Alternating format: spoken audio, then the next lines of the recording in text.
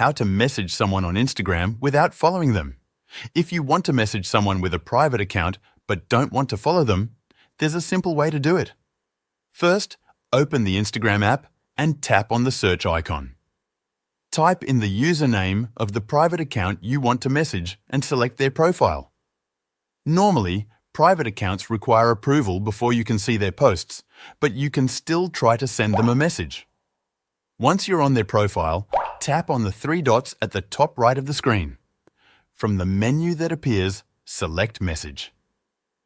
This will open a chat where you can type and send your message. Keep in mind that if you don't follow each other, your message will go into their message requests folder.